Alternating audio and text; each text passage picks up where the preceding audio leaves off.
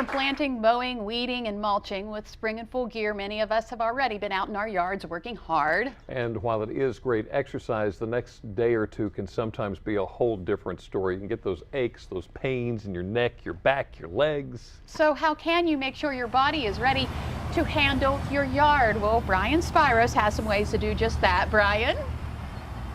Well, Jimmy and Lisa, this is the time of year when a lot of people will injure themselves out in their yard, especially coming out of the winter and all of that inactivity. But there are ways to prevent it and, of course, to treat it. And here to talk all about it is Dr. Jonathan Burak, who is the owner of Synergy Chiropractic in Dover. Okay, so the first thing, this is probably a common sight for a lot of people. You get your gardening tools, you're gardening, you're bending down like this, or you're kneeling and you're reaching into mulch and to weed. This is the wrong way of doing things. When we do it like that, what is happening with our body? Well, Brian, what's going on is when you're standing upright and leaning down, you're putting a lot of pressure on your lower back. Also, if you're kneeling down, it's good that you're low, but I saw that you were stretching forward. And what that's doing is putting a lot of strain, muscle strain on the neck, the upper back. It's also putting strain down in the lower parts of the back. So it's causing a lot of problems, especially on your spinal discs as well. What is the correct way people should be, weeding, mulching, or gardening? Great, Brian. Well, if I could get you to kneel down here.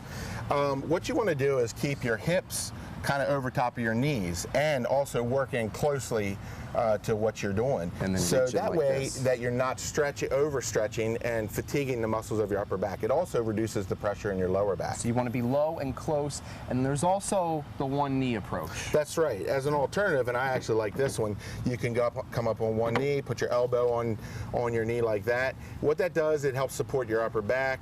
You're not overworking your lower back, and this is good for people with knee trouble. And I feel a lot more stability like this. That's right. All right, so that's the right way to do it. Now, the other thing is, what are some tips to help, prevent us from getting injured or getting those next day pains after doing yard work?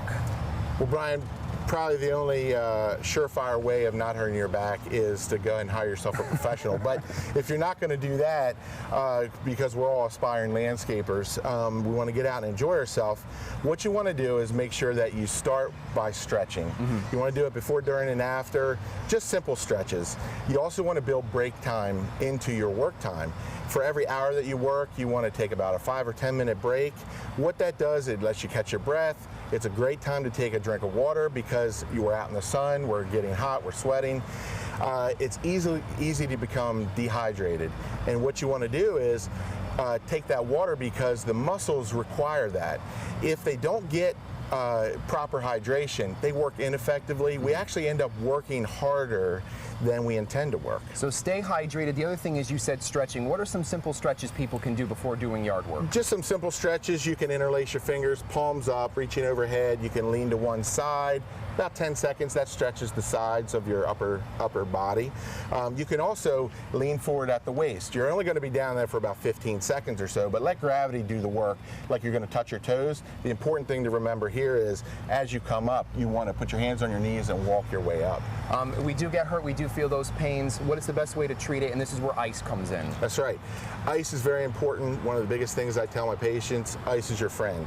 If you don't know ice or heat, always go with ice. You can use heat at the wrong time and it can actually make the injury worse. So always go with ice. You want to put it on for about 15 minutes and then leave it off for about an hour. Repeat that process 2 to 3 times, or for 2 to 3 days, as much as you can. And what happens if the pain gets worse or it lasts beyond those 3 days?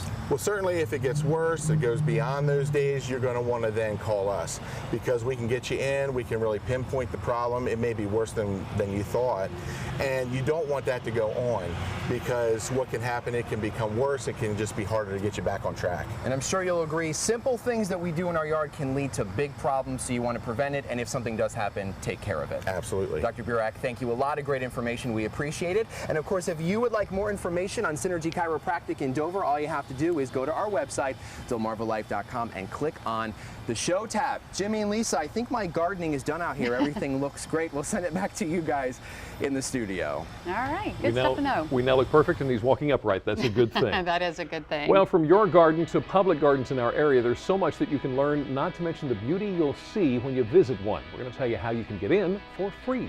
And later, we all know being a farmer is a lot of hard work, so we thought it would be a good idea to send Brian to a dairy farm. He shows us the ins and outs of what it takes. And how about starting your weekend with some big money? We've got your chance to win part of our $5,000 giveaway.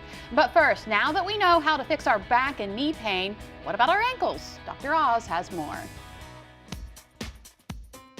Ankle sprains comprise 20% of all sports injuries. It's no wonder, since the ligaments in the outer ankle are not very stable. To treat ankle sprains, remember the acronym RICE. That stands for rest, ice, compression, and elevation. Practice strengthening exercises such as bending your ankle in all 4 directions. Proprioception, knowing where you and your limbs are as you move, is also important to regain motion. So practice walking with your eyes closed.